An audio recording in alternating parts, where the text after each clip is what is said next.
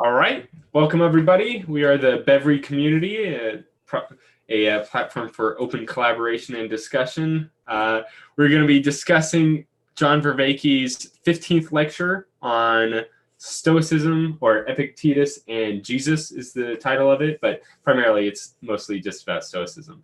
I'm joined here with Pleasure of Doubt. We had Tyler with us just for a second, but he had to deal with his kids for right now. He might come in later, but I don't know. Don't count on it, really. His priorities are just all mixed up. Yeah. What's he gonna do? Go put his kids to bed or stay around and talk with us about philosophy? All right. Yeah. So if you want, Brett, you can kind of go over, I guess, some of the main takeaways from the lecture, and then we can, in kind of a broad sense, and then we can hone in on some of the key points later on. Yeah, sure. This one was chock full of stuff. I thought he really had some good practical tips coming out of the Stoics, and then he had some really interesting takes on Judaism and Christianity and sort of the more secular role they play in terms of providing meaning for people, even beyond just the sort of the deity aspect involved. So it's a really good episode, and everyone should definitely go listen to it. Mm-hmm. So he starts off by talking about the Stoics, and he, after summarizing the Cynics and the Epicureans, he goes into sort of the Marcus Aurelius, who's an emperor, one of the greatest emperors in the Roman Empire, and he was also a philosopher, and he talks about the concepts of, called proshos. I don't know how to pronounce it. Proshos and procheron. And really what it is proshos is paying attention to the process. And it comes down to distinguishing between the event and the meaning we give to an event. And that this is really key, that most of the time we just assume the event and the meaning of the event are one and the same. And this leads to all sorts of distortions and all sorts of suffering, and it can lead to just things falling apart. And so he talks briefly about this philosopher Epictetus, who in his manual for living said that the core of wisdom is knowing what's in your control and what's not in your control, and stop pretending that the things that are in your control are not, and that the things that are not in your control are. So it's really designed to focus in on what you're doing, what you're interacting with, who you are, who you're interacting with, who the people you're interacting with are. That we go through sort of life in this auto zone, in this auto mode, where we're just passively taking in these, this agent-agency relationship. And that agent arena relationship. Sorry, yes, agent arena relationship, and that the Stoics really hit on the fact that you can stop and consciously assess this, and that it's a practice, and it's not easy, and it's easy to do it once, but one of the keys is to remember to do it. And I know that for me, that's a hard thing, that you have to do it over and over and over again. And if you do this over and over and over again, ostensibly, it's supposed to have really great benefits for your sense of modal confusion. It can help you resolve this modal confusion. It can help you have a greater sense of yourself in this world, and dealing with the world and the people in the world around you. And he has some interesting exercises that we can go through as well. So, I think that was kind of a good thing, where he was pointing out, kind of reiterating some of his earlier points from other lectures, that you can have the, I guess, knowledge that there is a distinction between the event and the meaning that I have associated with the event. Like, maybe like you can conceptually know that, the event and the meaning that I have associated with are distinct from one another, but it's different from you being able to recognize the differences, and being able to kind of like shift one or the other of them. Or that was something that was brought up, kind of what you were saying with Epictetus's Book of Wisdom, that we don't necessarily have control over what events actually take place. What we do have control over is how we react to the events that happen to us. And like to a certain degree, we have control over like the future for things like that have not yet happened, and we can work to enact things to hopefully cause them to happen. But we can't do the same with the past. So for the things that are kind of locked in and set in stone as events that have already taken place, that there our ability to change them. Like that's a way that you can kind of resolve suffering, is by either changing the event itself so that it doesn't happen, or to change your perception of the event. And so for past events, you can't exactly change the event. You can, I guess, change the future. So well, it's also that he says that, the goal is to have sort of being mode, that, where we want to become, who we want to become.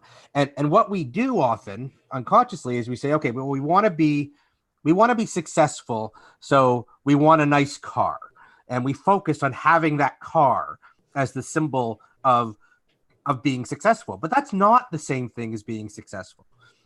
And often if we just focus on having these things, which we think will sort of make us successful or be the mark of successful, and then we get them and we find they're just things, and it doesn't give us what we want because we were focusing on the having aspect and not the being aspect. And you can only sort of get that if you really stop and say, okay, well, what does it mean for me to have this car?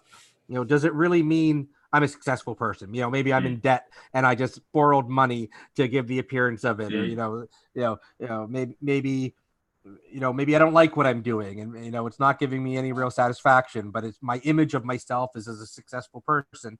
So I just want to impress the neighbors, but I'm miserable. So we try to, rather than try to change our interpretation of events, we try to change events themselves. And what we find is we don't have control over that it doesn't give us what we want if we try to change the events, and we end up suffering. Right. Yeah. So like the having mode, it is like having to has to do with like what material conditions are. Like I need this thing, so I'm going to grab this thing. The stuff that is under our control, and like thinking about it as like objects, I guess. And then there's the being mode, or kind of like what you're becoming. So like if your ideal is to have a certain, like, be successful, you can think of that as, you can try to fulfill that through under the having mode of perception, where like, okay, being successful means having the highest bank account and the most amount of stuff, things like that. Or you can do it from a kind of character building idea of like, okay, to be successful is to be someone who, despite whatever conditions they have around them, they are able to accept them, those conditions, and live happily within those conditions. So, and that was kind of something that Epictetus or Vervaeke brings up regarding Epictetus's book Meditations, that it's not, while it is a book of like propositions and practices and things like that, it's not necessarily a book for us. It's almost like Marcus Aurelius, not Epictetus. Oh, you're right. You're right. That is Marcus Aurelius that wrote Meditations. It's a book for him. It's like a book written for himself, and it's almost like a biography, or kind of like a biography of him going through the writing process in order to deal with his life and the life events that he's going through, and like how he's attempting to resolve them and live happily despite all the things outside of his control. It's him. And by the way, I just put a link to the Gutenberg version of this in the chat, and maybe you could put it later in the notes. I took a quick look. Yeah, it's him going through this effort of separating out the meaning from the events. It's his analysis. Like I forget which philosopher was talking about it, but that what our goal should be is to take the Socratic method. So Socrates goes out and around and he talks to people, and he always challenges them on everything that they say. So if they say, okay, this makes me happy, they'll say, well, why? Why does that make you happy? Because it does this. Well, then why is that? Because it does this. Well, why is that? And so on. And what the goal of this process is to do that with ourselves, is to ask these questions to ourselves. And that's what he seems to be doing in these meditations. I just looked at the first few, where there were a few where he goes through each of his parents and grandparents and like what he learned from each of them. Just just separating, I guess, his relationship from what he's learned from them. He talks about it's possible to be happy even in the palace, and so Vervaeke contrasts this with Buddha, who thought you couldn't be happy in the palace, and he left the palace. And what Marcus Aurelius says is you can actually have this happiness in the palace, and it's not, happiness isn't just like having a good time, and it's not this temporary happiness. It's really, I think, a sense of self-fulfillment, the sense of well-being. That comes, I guess, from knowing your place and having a sense of your place. That he had access to all this wealth and fame, but it wasn't that he was attached to. He spent his time looking for this, I guess, deeper meaning, and apparently it seems like he was quite successful. And he goes through these practices like, he talked about sex, conceives of sex as the friction of two patches of skin and the production of a sticky fluid. Right. Going, like, taking a radical shift in conceptualization, where of thinking about things in their purely objective kind of perspective on it. So like the literal act of sex, if it were defined down to its kind of material properties, would be exactly that. But, and he separates it from the meaning that we give it. Mm-hmm. Right, sorry, go on. Yeah. And so it's kind of like a practice of Stoicism. It is to recognize that there is, like, take something that's we commonly understand as maybe like perfectly, I don't know, something that we commonly associate with a positive or negative value judgment to, and then go through kind of this active deconstruction to conceive of it in its most basic kind of form, devoid of all of the overlaid assumptions of judgments and value along with it. And it's something that is, it's almost like when you have this kind of practice under your belt, when things that happen outside of your control do happen that you would normally perceive as being a negative, you can go through this process and kind of look at it from this differing perspective and be able to accept it and move. And I think it can give you like a different appreciation. Like, for example, when you just separate out the act of sex with the meaning we give it, we have like the two bodies rubbing against each other and producing an orgasm. But then you think of, okay, well, what is it that's not the part we value of sex. We value, making love is like, when it's good, is, it's like communication, it's being close to someone. It's and this goes beyond just the actions. I mean, there's this meaning is separate from that, and it sort of opens up, I think, the possibility that we could get that meaning in other ways too. Like it's the meaning that we care about. It's not the act itself. It's what that act represents.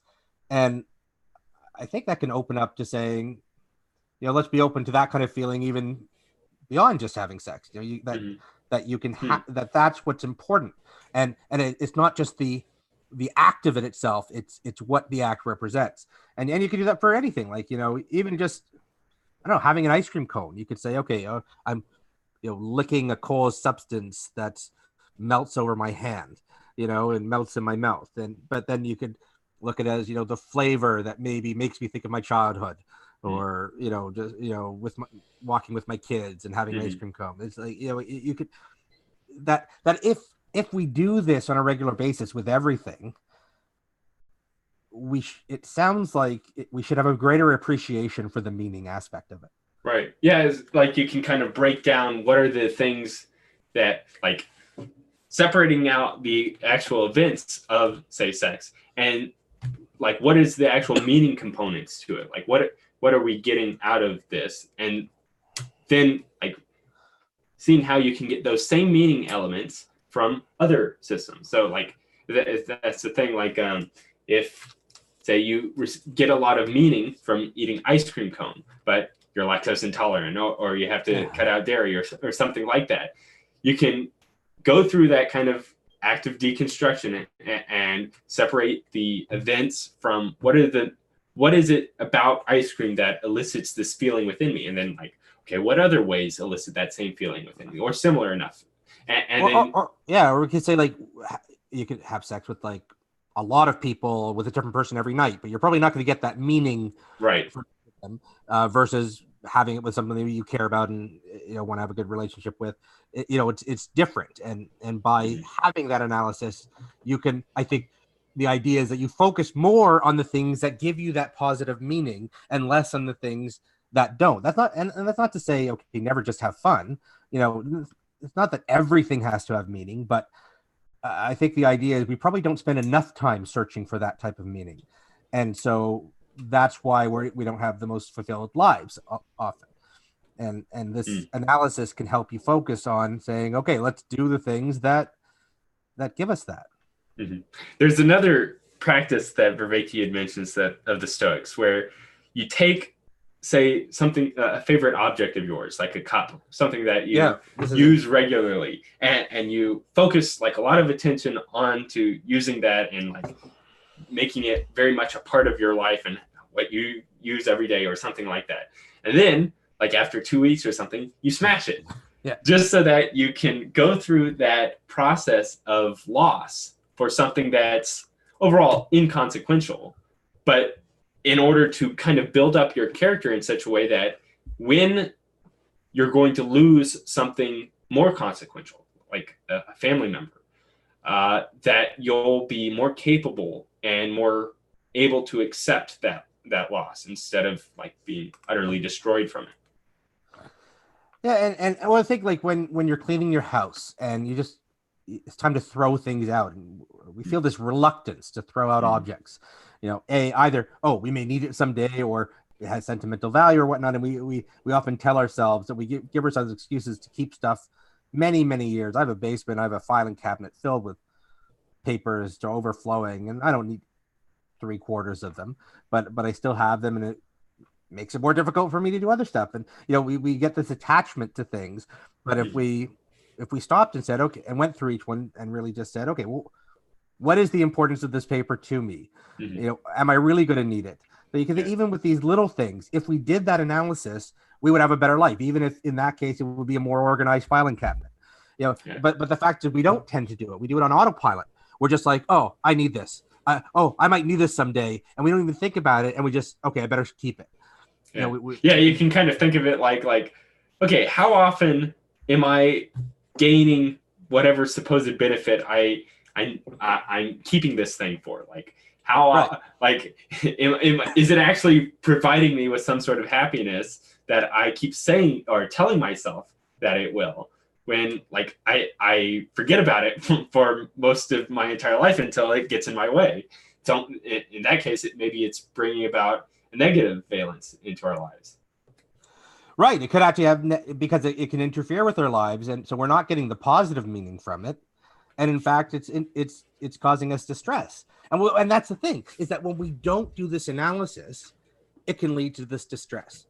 And so the idea is, I guess, to go out of your way, like with the cup, to do this. I mean, in almost probably a like just a systematic way to just do it with everything. What are we doing here right now? What is the meaning of what we're doing?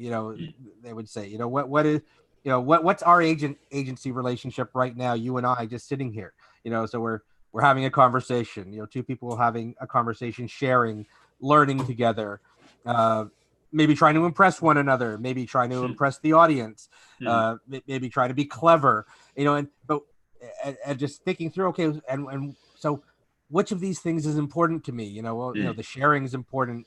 You know, is the being clever important? Well, you know, it gives you a little momentary thing, but probably not as important as the sharing.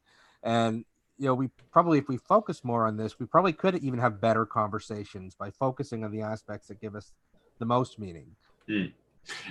Like real time breaking down what is the most meaningful interaction that we're having right here, and then focusing primarily on that rather than the things that we like. Oh, I'm referring to things to the audience, even though like we don't have an audience right now. When maybe I should be focusing, maybe I should be focusing more on what you're actually saying in the here and now. That way, I can respond to it in a way that is more pertinent to what you were actually referring to, rather than just like you say the thing that you wanted to say and I say the thing that I wanted to say. We're actually building off of each other. Right. So we would end up talking past each other because we want to give our great takes to the audience, but then we're losing something because maybe we're not delaying enough. We're, you know, we could give that take in a few minutes, but hey, let's respond to the first take. And if we don't consciously, now, like, I have a bad memory. I have good recall. If I have notes, I read my notes, it all comes back. But without the notes, sometimes it's gone. So I know, especially for someone like me, this is really hard. Like, I will remember to do this for like a day or a week, and then I forget. And that's, I think, what's so hard about this practice. I think people with better memories may have a better ability to do it, or you have to have a way of reminding yourself. But the point is, if you just do it once or twice, you're not going to get that benefit. You have to be doing it over and over and over and over again, and keep on doing it is the sense that I get. Like, again, Marcus Aurelius is like, I don't know, there's like 1,000 of them in that meditation book, where he goes through everything. I'm gonna start reading that book. You know, like, one of the things we haven't been doing as much in these discussions, and I was thinking of as I was listening, like, we haven't been saying, okay, well, how can we just in general reinforce one another to practice these in our day-to-day lives? You know, just all the hints that he's been giving. You know, we could put a checklist together of just all the practices, including, you know, meditating, including taking, he calls it in this one, the Solomon effect, where you look at things from a third party perspective, or you take a look at yourself. So we would take a look at ourselves having this conversation, and then think of ourselves just the two of us, then think of ourselves versus the audience, think of ourselves, this conversation in the context of the greater internet, in the greater world, in the greater, you know, history of the world going forward in the universe. So that just doing this kind of analysis and almost helping each other remember. He talks a lot about remembering, sati, I think he calls it, remembering to do this, remembering to do these practices over and over again. Like, I think we would probably get a lot more out of it if we were constantly reinforcing one another to do these, because I know I forget. I remember when I'm preparing for this, when I'm listening, I'm taking notes, and, you know, we have a podcast, and I'm like, man, you know what? Another week went by and I didn't do any of that stuff. Why? Why haven't I done this stuff? Yeah. Well, one way I guess in which an easy reinforcer could be is just like textual checking in with each other, like, and maybe not like pestering each other, like, hey, did you do this, or hey, did you do that, but maybe like when we do this, we can just mention it, just as like a little bit of conversation. I had an opportunity to reconceptualize a thing that was really frustrating me, and like what I first had the idea, like one of the examples he uses, and it's actually something that's regularly within CBT training, or cognitive behavioral training, which is kind of like the modern revision, I guess, of Stoicism. Yeah, of like, if somebody is referring to themselves or telling themselves that, man, everything I do fails. Like, no matter what I try, it always just goes kaput. and then like the therapist can say like, okay, well let's break this down for a second. What do you mean by everything that you do fails? Like, do you seriously mean everything?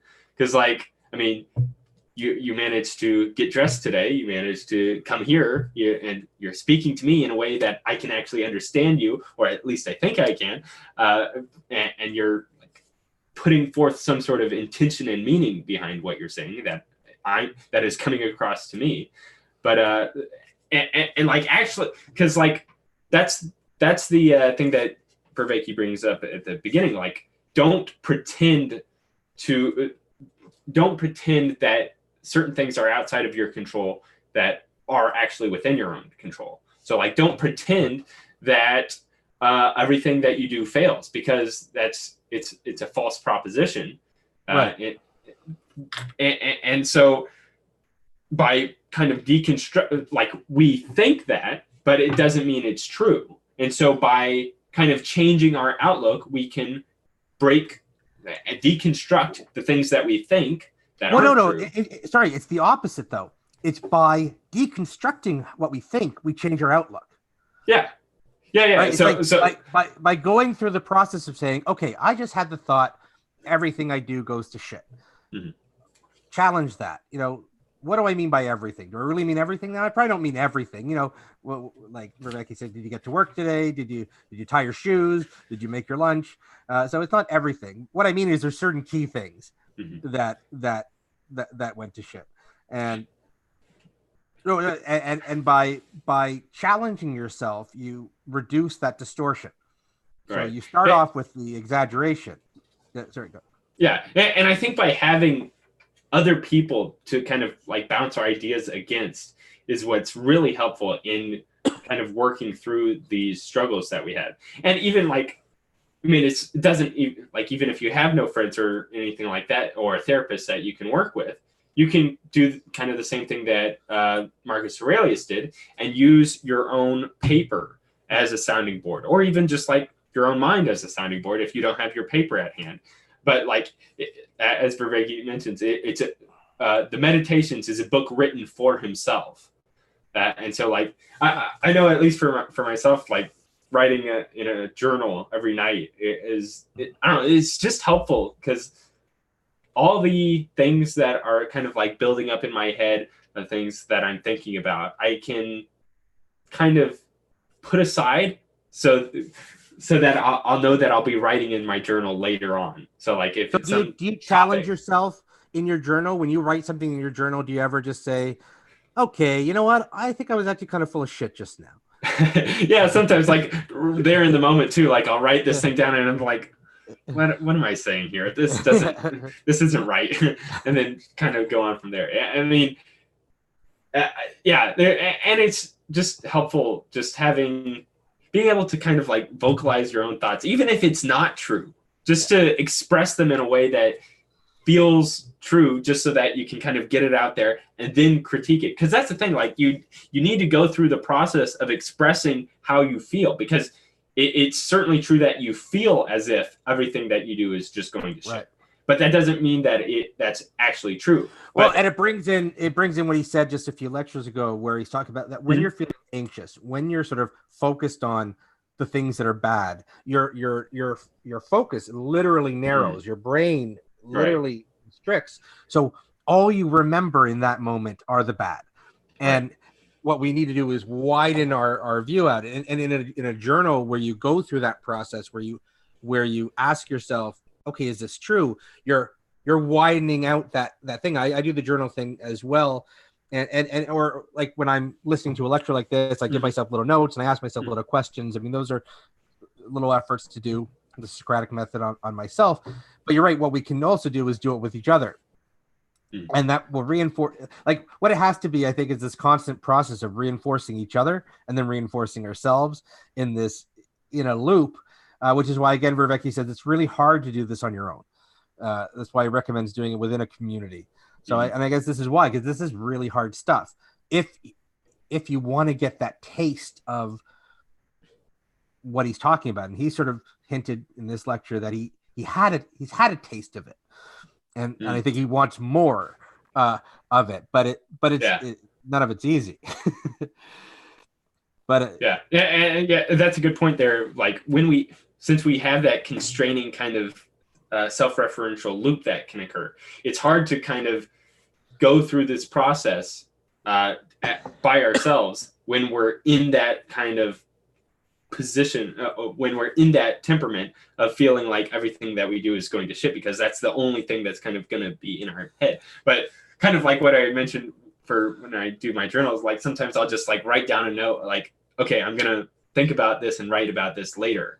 And that way that's kind of out of my head. And I think that's kind of the same thing. Like you can get that expression of what it feels like out. And then once it's out, you can kind of work off of it and analyze it and kind of go into it. Well, because I think with that, I think it's because when you don't write it down, it's just you're worried about forgetting it. Right. And so it's giving you that distress during the day, where if you put it down, this is also, I don't know if you've ever read this sort of, it's not quite self-help, it's sort of self-management, this Getting Things Done by David Allen, where he has a system of sort of how to be efficient and just personal and work management and whatnot. And one of the things is just, making sure all your tasks are written down, because then you don't have to rely on your memory. Once it's down, you can let that part go. You can let some of that anxiety go because it's going to be there. You're not going to forget about it. And so I think that's probably what you're keying into there, because you write it down, you can let some of that go. Right. And the journaling is a psychotechnology. It's a disruptive practice. When you're journaling, you are not on autopilot, right? Like, although you can kind of sometimes, but I think you're less in autopilot. You have to think about like what you're going to say next and how you're going to put in what arrangement you're doing it. Yeah. And that the more we do of this stuff, I know I go through phases where I do a lot of the journaling, and then I'll go through a few weeks where I do almost none. And then I kick myself, like, honestly, I do things better when I journal and when I use that psychotechnology. And I think this is part of my frustration. I know myself, where I know there are things that could help me, and then I don't do it. And why? And this is a question I think we have to ask ourselves. Why aren't we doing the things that we know? I mean, how many of these practices over the last 15 episodes are you doing on a daily basis? Like I know I'm not doing most of them. I've incorporated some, but not in anywhere near the level that Vervaeke is saying you need to if you want to have these benefits. So why? I don't know if you're doing a lot more, but why aren't we doing it if we're not doing it? It's a worthwhile question. There's something holding us back. I don't know. Yeah, maybe we're kind of localizing these lectures too much into just this thing we do a couple hours every week, instead of actually thinking about it in regards to, I don't know, our entire week. Like, how does this lecture apply to me when I'm off at work? And how does this lecture affect me when I'm just getting home from work? Things like that. It might be an interesting way to, actually go through maybe our past discussion threads and pinpoint out the different practices that he mentions and see, maybe first making a list of them and then also taking the certain practices out and then thinking about where could that most apply to my own life. Yeah, like I think some of it is like we just, maybe there's a fear of being culty. Like I think there could be a big benefit of just having a community where we all support each other and prod each other to do these practices. But then you think, well, that seems kind of like a Vervaeke cult, and that doesn't seem like a good thing. But it sounds, but I think it can be done without that. That can be done in an open way. I mean, one theme he has is that all of this can be done in a way that's consistent with, say, scientific research. He actually brings that up 43 minutes in. Like, he kind of reiterates his entire project, I think, here, where he's wanting to incorporate the positive psychotechnologies of Platonism, Buddhism, and Stoicism into a modern and scientific worldview. Which, it's very, very awesome to kind of get that clarifying picture of like what he's doing, what his project here is. And like I don't know if you find this, but I find in talking about this, when I either talk about it here or I talk about other people, like he uses sort of these technical terms like modal confusion and psychotechnology, and it sounds very jargony. And normally I have an instinctive rejection of that. I like simple everyday language, but the more I'm learning about this, the more it makes sense, these jargony terms. But then I think, but it just sounds almost like you've drunk the Kool-Aid type thing. Yeah. Like I think of some of the other communities, you know, for example, the people like Jordan Peterson's communities, where you've got these rabid fans who are just, you know, these. I don't think I've met them for the Jordan Peterson community, but several others, for sure. That's the thing. Yeah, with Vervaeke, he brings in a lot of new terminology that it's not like something that you can, like, you see that the different people that have been watching his lectures are using these things, like using the term psychotechnologies or agent arena relationship and kairos, but every time he brings up a new one, it's almost like he brings up like 5 new words to use, basically, or maybe even more than that, every lecture. And so it's kind of like, is he wanting? I guess he's using the words just so that he has a reference point that, like, he can refer back to using this specific word so that you know what he's meaning by it. But it makes it hard to, I don't know, talk to other people outside. Yeah, that because haven't it just seems it seems so jargony, right? Like, and it seems so again, I use the word culty in a sort of a negative sense. It just seems like new age, you know, woo woo. Like, it just seems so, you know, out there. You know, I sort of think sort of Deepak Chopra-y, but I think there is something to what he's saying. I mean, from what I understand, just my own life and research and whatnot, you know, the jargon sort of works, but I think you're right. I think we should be trying to maybe de-jargon it a bit. That would be good. Yeah. Yeah, especially, okay, so just for one term that we use fairly regularly is psychotechnologies. And like, I think I have a pretty good understanding of it. So it's almost like, I guess, a mental tool that it could be another way in which you say it without having to use this like an official exercise, like where you're doing a specific technique. Like, it's not just something you're doing by habit or whatnot. That this is a developed technique with a developed method, like sort of scientific method. Well, you know, that would be for the habits or the actions that you might use for some of the. I mean, for psychotechnologies, besides that, it could just be like a mental thing, like, okay, the framing of the universe as, say, okay, like a different psychotechnology. Okay, so like a Christian psychotechnology of every human is a child of God, and is open to being fully one with God. I think that's more of the philosophical. I think what he means by the psychotechnology, I get what you're saying there, and I think that's important, but I'm not sure that's quite a psychotechnology. I think a psychotechnology is, say, meditation, or the Solomon experiment, where he says, you know, look at yourself in your narrow sense, or he used the example, look at yourself, look at this lecture I'm giving. I could see myself in relation to you, the audience. I could see myself in relation to Toronto. I could see myself in relation to the country. I could see myself in relation to the world, to the universe, the history of all time, right? And so that's a technology where you're going through an exercise that's designed, a practice that is designed.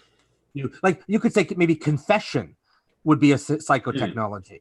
You know, the act of confession, going to Christian confession, would be a psychotechnology where it has a religious sense, but it also has there's a practical sense of what it's doing something. You know, these religions are doing things in addition to the theoretical philosophical aspects of it. Does that make sense? Yeah, I see that as well. I think, I guess, from one of his earlier lectures when he was talking about psychotechnologies, he was very much connecting it to kind of like the weapons and the tools that we use.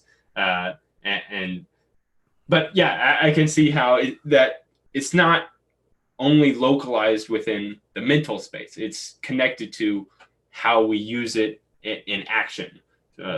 So like, yeah, like a confession is a good example of a psychotechnology where it's connected along with the entire worldview of Catholicism, but it's actually put into action and yeah, being Yeah, like practiced. I would think prayer is a very similar Mm, psychotechnology to meditation.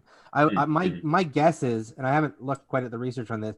My guess is a lot of the same neurological stuff that's going on in meditation is going on during an extended session of prayer, not just like a quick little, you know, crossing your heart, whatever. But if you're really engaged in an intensive sort of meditative type prayer session, my guess is it's very similar effect on the brain to meditation. So those are psychotechnologies, or just the say the the divvying up the event, consciously divvying up the event from the meaning. That's a mm, psychotechnology where you're stopping and mm, saying, I'm going to do this exercise. Because the whole part of all this is you have to have a practice, a regular practice. But that's why, again, this is where the jargon kind of works, because by using the jargon term, it sort mm, of puts an emphasis on it, doesn't it? So yeah. but it could turn off your audience. You feel kind of, again, I feel kind of culty using that, you know. So I have a mixed, I have an uncomfortable relationship with the jargon. I like it in that once I get it, it kind of sort of Yeah. feels right. Well, that's one of my friends on here that we've talked to a couple in some of our discussions on Bevry. His name is Nick, and he, like, going through sort of a meaning crisis of his own, like went on this journey, or a couple different journeys, and had kind of come into contact with like differing cults, and actually like joined them and participated in them. Like I think 4 cults in total. The final one, he was intentionally entering into it with the expectation or hopes of kind of conquering it or being conquered by it. But not like even without that kind of naive being dragged along into it, but he still found his way kind of sucked into it despite entering into it intentionally.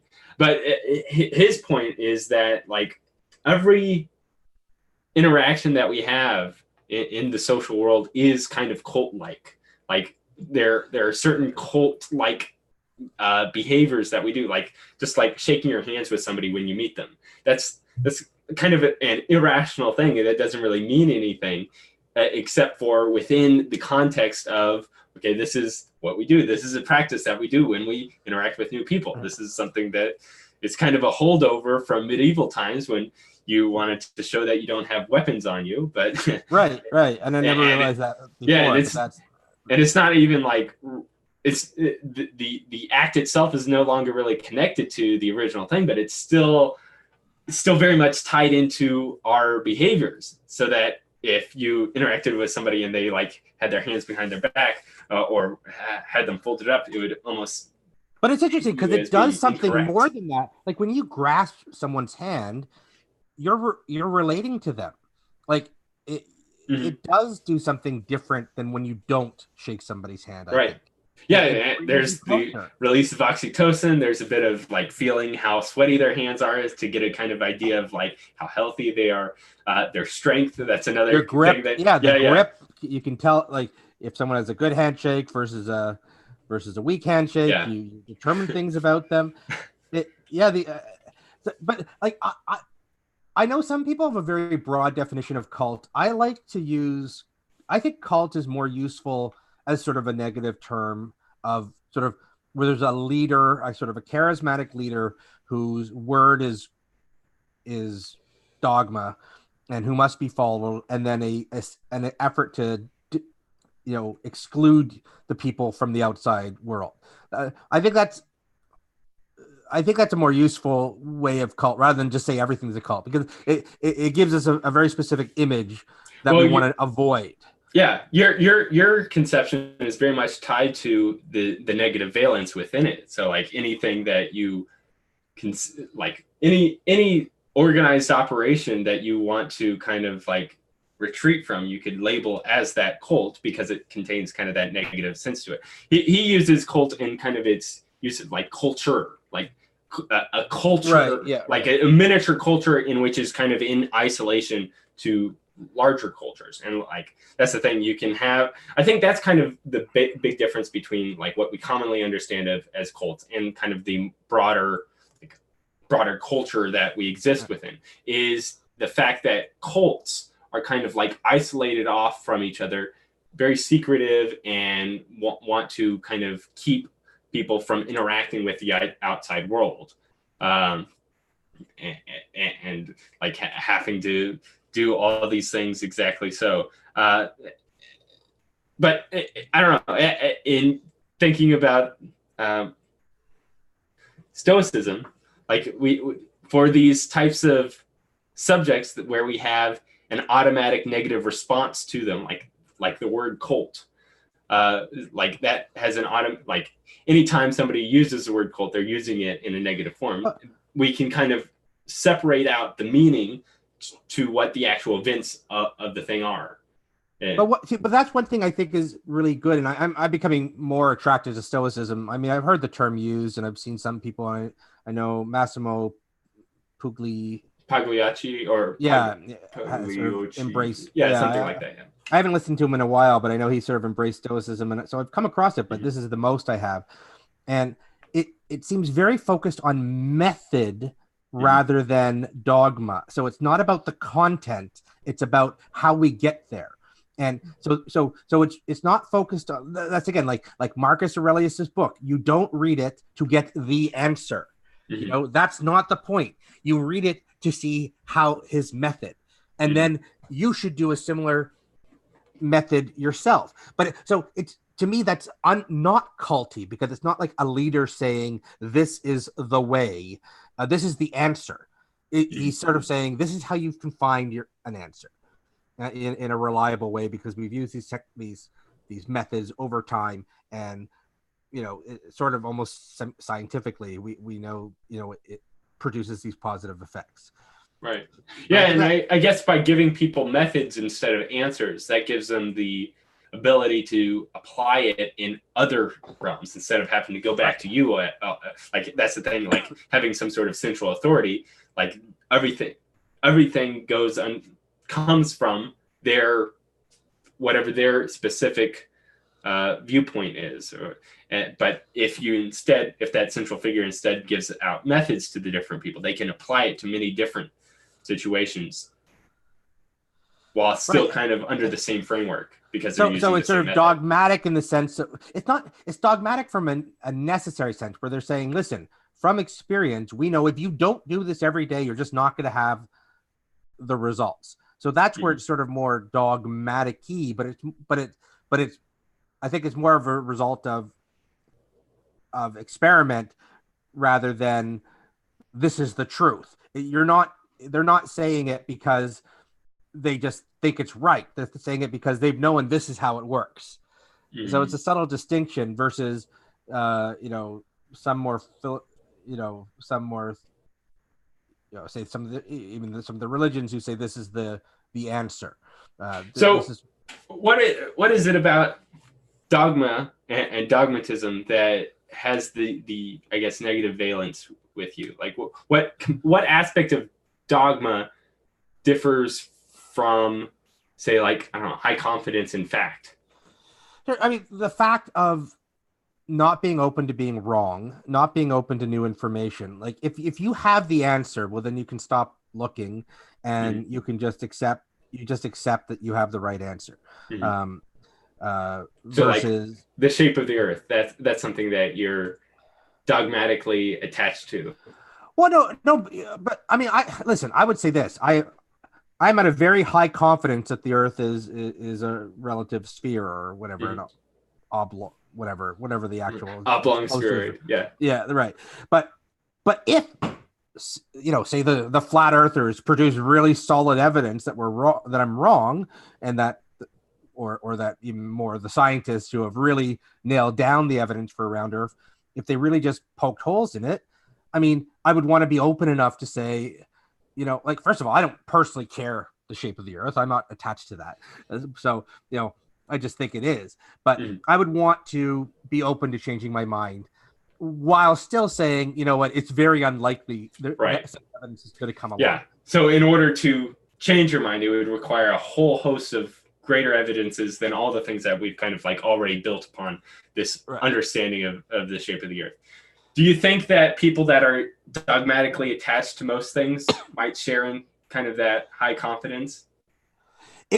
I think it depends. Like, for example, if you take certain cults, like the Manson cult. I just watched the movie.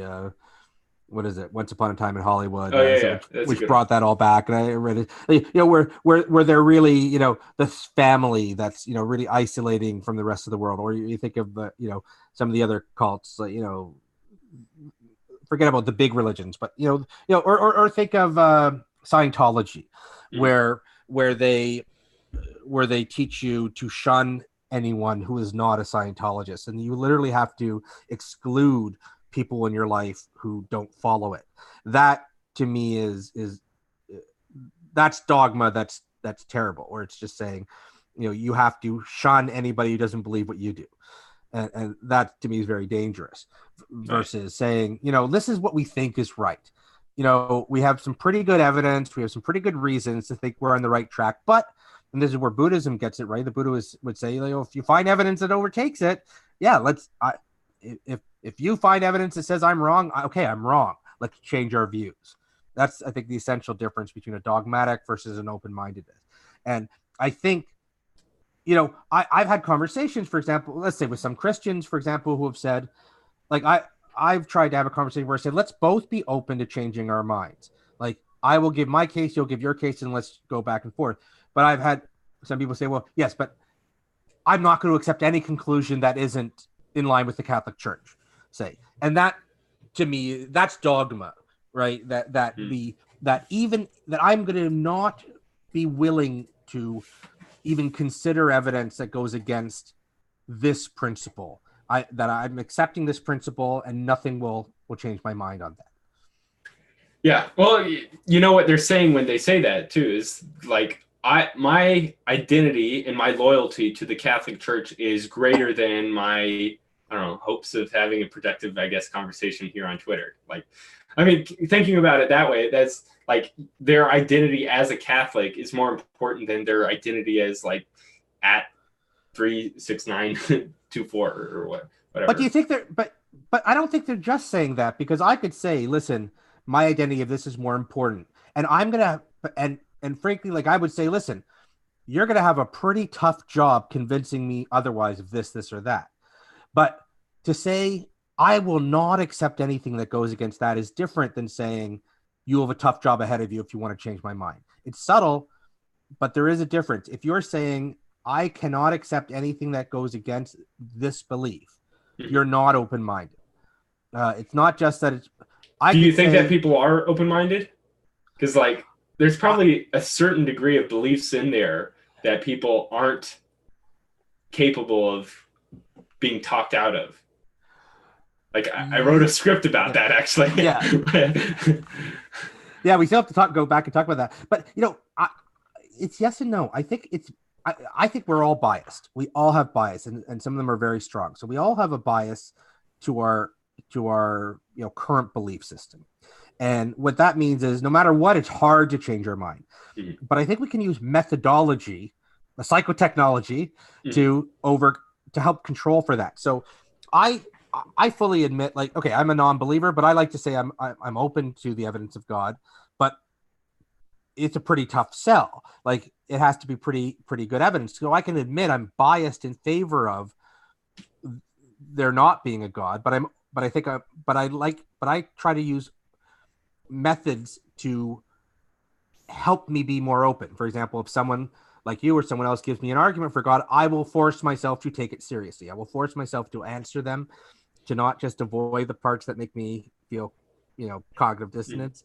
And I will say, so just verbalizing it, first thing, I want to be open-minded. I'm open to changing my mind.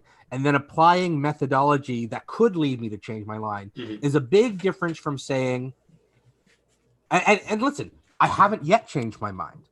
I am more open to the God proposition than I was, say, 10, 20 years ago, but I'm still a pretty good distance away from it, you know? There's a methodology that I don't know how much I've put into like full practice. I think I've used it a couple times for small things, but it's something that I guess I've kind of taken somewhat from Hume and Jonathan Haidt and maybe even Nietzsche to some extent. Hold on, one second. You can just talk. I just have to talk to my. Yeah, sure. Let's see. I think that a lot of the times our beliefs about things are kind of secondary to our desires for things. So that could be desires for who we are, what we identify as, what world we kind of live in, our relationships with others. And so if a belief comes up in conflict with one of those things that we desire more so, then that belief will kind of lose its capacity to change minds, our minds, or something like that. I should just hold off for a second because you're trying to like follow two strands of conversation. I have a childhood dispute going on. Gotcha. Child dispute going on. So just give me 1 second. So yeah, no problem. I will, and I'll be back within like I'll try to keep it to 2 minutes. Yeah, that's fine. Right. I'll check see if I don't think we have any chats yet, but what I wanted to read was there's something there's a couple quotes that sprang up to mind regarding like the methodologies that we use in changing our own minds or changing other people's minds. There's a quote from David Hume that reason is and ought always only to be a slave of the passions, and ought not to pretend to be of any other office.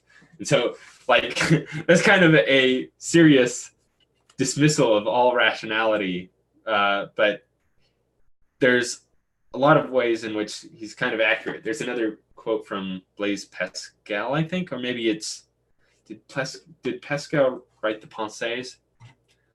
Let me see.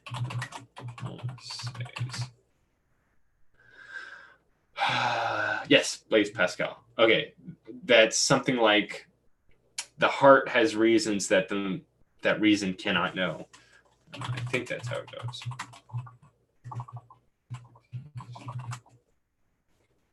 Mind doesn't know. The heart has its reasons, which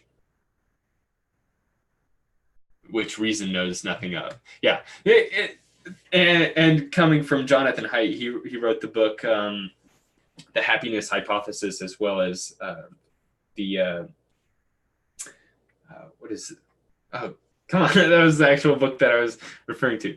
Hey, sorry about that. So I'm The Righteous Mind. That's it. Yeah, that's fine.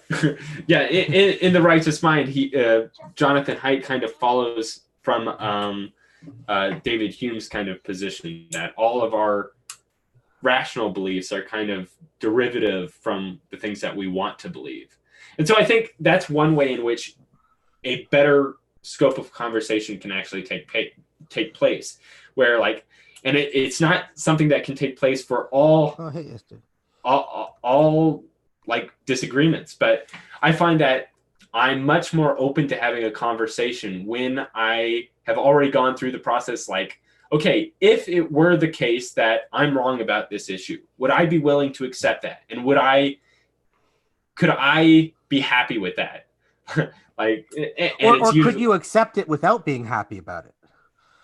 Yeah, like, okay, like thinking about it, like, why would I want X to be the case? And like thinking of and trying to figure out a way in which you could want that to be the case. And then after you've done that, even though like you don't believe X is the case, okay, at least I have this understanding that, yeah, I could accept, or I could prefer that X was the case. And now let's talk about it. And then I think there you have a bit of a easier opening for having actual open dialogue and actually the possibility of the other person changing their mind.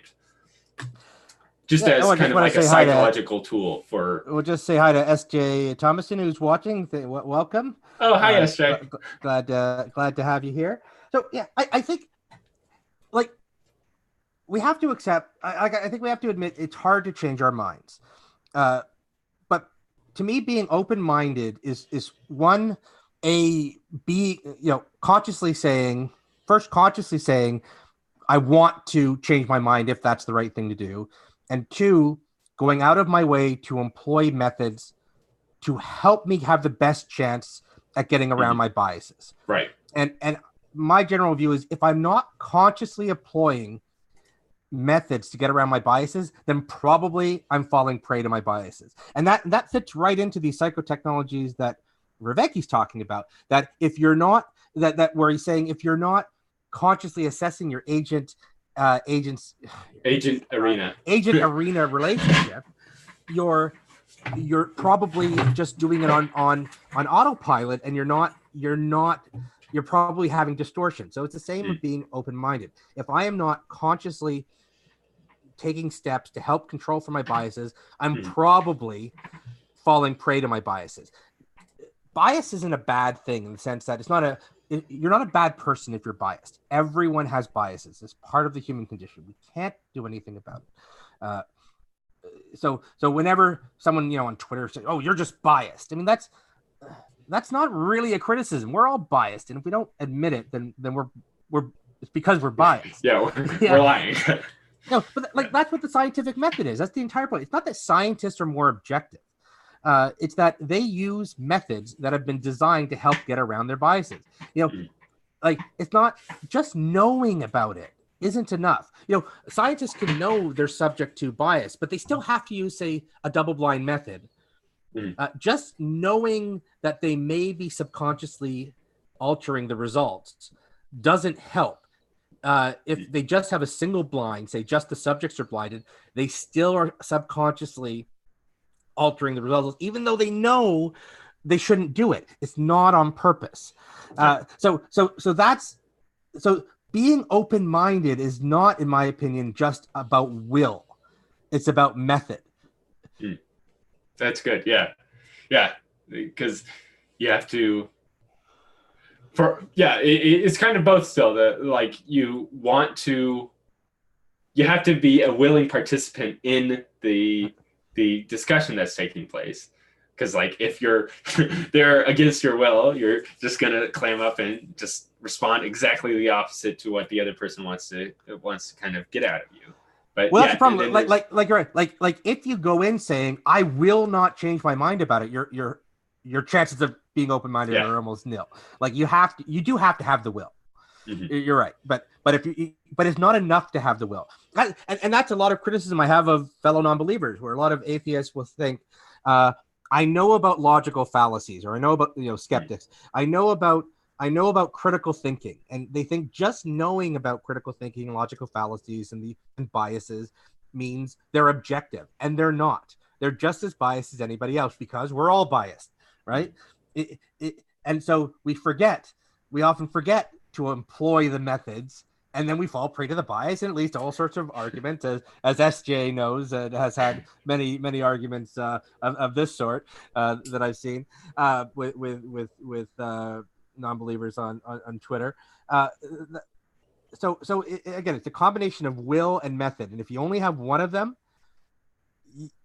you're pretty well toast. We're going to fall through, and so it's a practice. Yeah, it kind of reminds me of what we were mentioning earlier, where you having somebody to kind of bounce your ideas off of and to go through kind of a therapeutic breakdown of what you're referring to. It is very similar, I think, to how we use rationality. I don't think you can build up a fully rational worldview just by your one little self. I mean, sure, you can, but it's not going to be very. You have to be an exceptional mind to be able to do it, and most people can't bounce off their own ideas. I find it too. This type of process, bouncing ideas off somebody else, to me is a much more effective way of me working through my ideas than just sitting down and thinking something through. It's much easier to throw it out. Using a collection of two life experiences and all of their things that they've learned, kind of putting them together. And then you do that with more people, or even building up a communication between different philosophers and thinkers across time, and then Well, you know kind where of I see like this? working it I from see there. this all the time with socialists and conservatives, Mm. and where each thinks the other is just an idiot and that they don't know stuff. And what I see is they just know different stuff.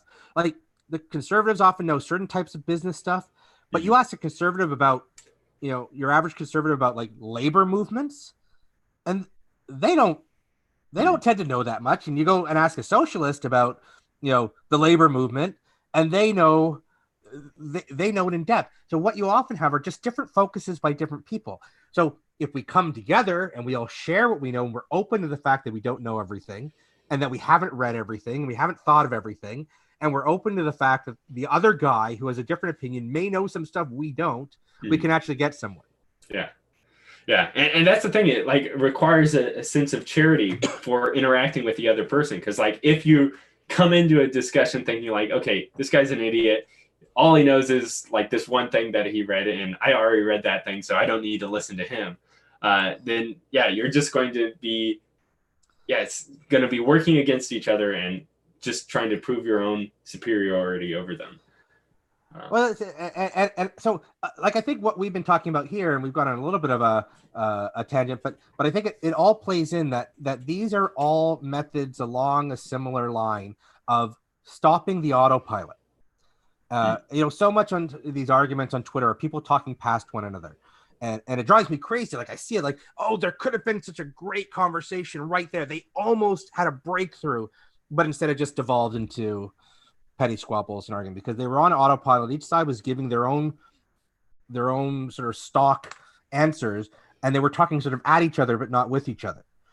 And with if they had just said, okay, what's that other person really saying here?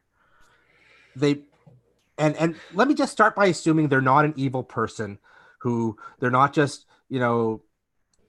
nefarious looking to trick me, to say, you know what, they have different views, but they probably kind of want the truth. They probably want what's good. They just have their take on it, and it's a little different from mine, but we both probably want something similar. We both want the good. Mhm. And that psychotechnology, I think, can have a huge impact. The principle of charity, which you just said, Yeah. which is just to read what they're saying in the best Yeah, vein. and that's the thing. Like when using Twitter normally, you're only like if you're getting into a disagreement with somebody, you're only reading the argument in such a way that you're going to be able to counter it. Like you're only looking for the weak points and moving forward from there. One of the things I did once, like I had a like 20 back and forth tweet conversation with somebody, and I felt like we just weren't getting anywhere. Like why are we even talking? And so before kind of throwing in the towel, I just wanted to go through and I kind of like wrote this little outline of like what was the things that I said, Yeah. he said, and then moving on from there. And it was weird because like going through the outline, I realized, oh, there was an actual kind of continuous dialogue that was going here, where we were kind of like making progress in a way, even though when I was in the process itself, it didn't feel like that at all. Like it just sometimes can't see it. You're too it close to seemed it. like we're just So going you have back to take a step back. You have to broaden the Vervaeke, broaden your perspective, right? Yeah. And it was really interesting too, just being able to see, because in order to write an outline, you have to look at what the other person is saying and try to understand, okay, how is he responding to what I just said here? And is he countering it? Is he agreeing with it? What is he doing here? And then, yeah, it gives you a fresh new kind of perspective when you're kind of locked into this competitive And what you just conceptualization. described is method.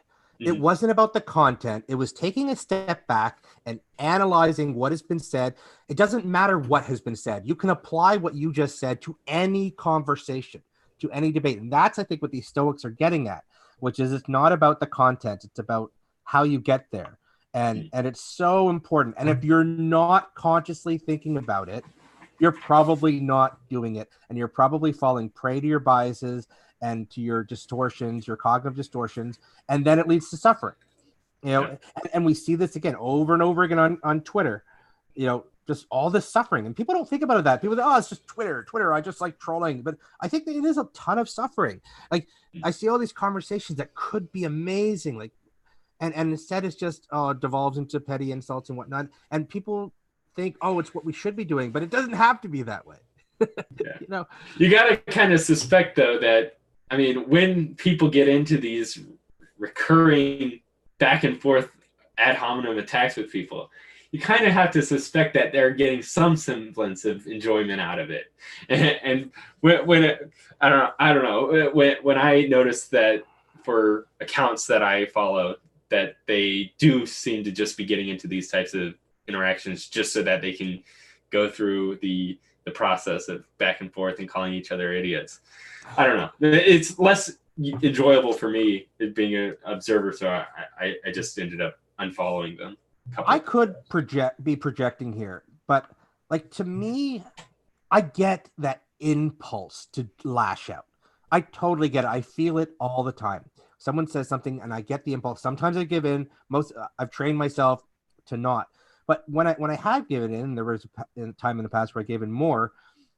There's this initial instinct of a feel good, but then, at least with me, it was followed by an increased sense of sort of anger and aggression, and just not positive feelings. Like, yeah, I got him, but it didn't really feel good in the end. And I could be projecting. Maybe people are built differently, and maybe they really do feel good, but I suspect they don't.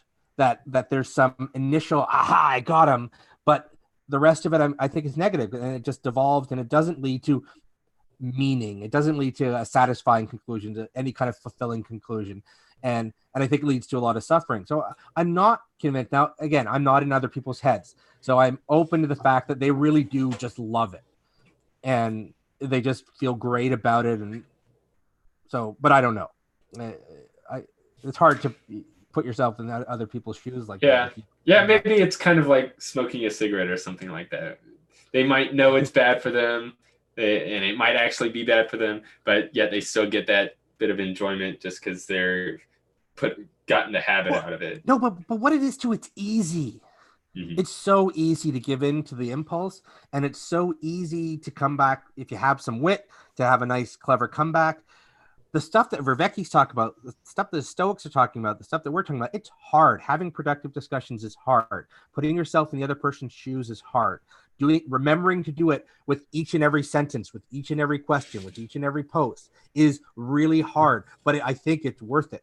And I've had some feelings of elation when I've had a discussion and we have a breakthrough where, with 1,000 other conversations that fell apart, and we actually pushed a step forward, and I get this great sense of fulfillment through that, because it's so rare and it's so great when it happens. I get giddy sometimes. So and so that's the meaning I look for, right, in these discussions. And I've tried to now. I took a 3 or 4 months break from Twitter because it was negatively affecting me, and I came back saying I'm gonna have good conversations. I'm gonna not have the bad. I'm not telling them off. I'll just say if someone looks like they're just not interested in an actual back and forth, I just politely say, okay, I think we're interested in different things. I'm going to politely disengage here, and take care. And I've had an increase in good conversations, but it takes effort. They're hard. Some of them go over months, right? And we talk and then we stop for a while. It's really hard to keep these things going. Mm-hmm. I mean, but it's our relationship kind of grew out of a Twitter interaction. Yeah. Do you want to go into the at least a little bit of Christianity and Jesus interaction? I think I'm still like partially not quite sure the exact relation to Jesus and Stoicism, or at least the connection that Vervaeke was bringing up. Well, I think so. I wrote down some notes here, so we can talk first about Judaism, like the Israelites, and then talk about his take on Jesus.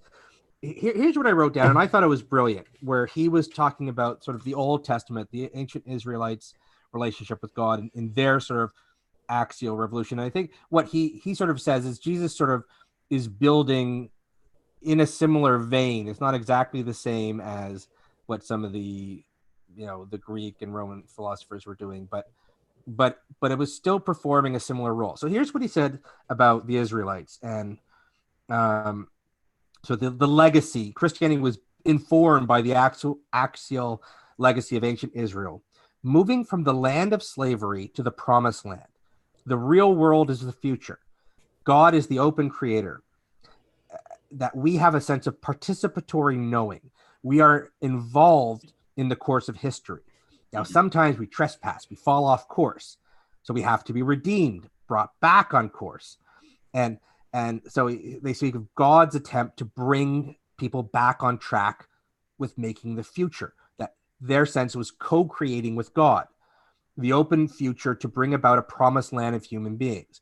So that's sort of his take on the Old Testament, which I thought is brilliant. I mean, Twitter, we've had lots of discussions, of what the impact of the Old Testament, but I've never sort of heard it presented this way. But I think it rings true of that's what the Old Testament religion is doing for their people. Especially in contrast to like some of the Eastern religions at around the same time, where with kind of this cyclical understanding of time and kind of like everything returns back to the way it was before. And also like the kind of like, I guess, static status roles for people. So like you're born into this family, that means you're going to stay this caste within this caste system, or you're a slave, you're born from slaves, you're going to stay slaves. But those are also giving them meaning. Like, you think about that in terms of the modal confusion he talks about.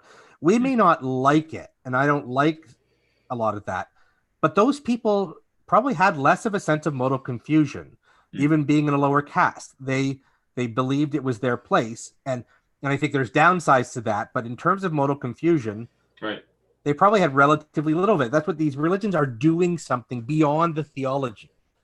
They're psychotechnologies. They create a sense of meaning and purpose for people that go beyond just the theology. The metaphor of the promised land and participating with God and having a relationship with God is doing something beyond just your hopes of what's going to happen in an afterlife. It's doing something to you now, and how you feel about yourself and how you interact with yourself in the world and the other people around you. And I think Vervaeke's point is these religions are doing similar things with different philosophies. They play similar roles in people's lives, even if they have radically different theologies. Right.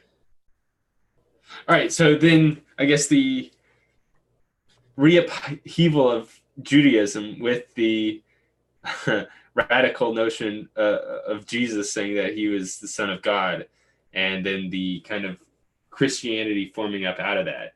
How is that, I guess, connected both to Judaism and also to Stoicism? Yeah, well, he talks about. First, Vervaeke makes it clear that he disagrees with Jesus was the actual Son of God, but he's respectful of Christianity and the ideas, and that he's not. He wants to make it clear he is not giving a final answer here to what Jesus was, who he was, and so on. But he's trying to look at what I think the religion was doing.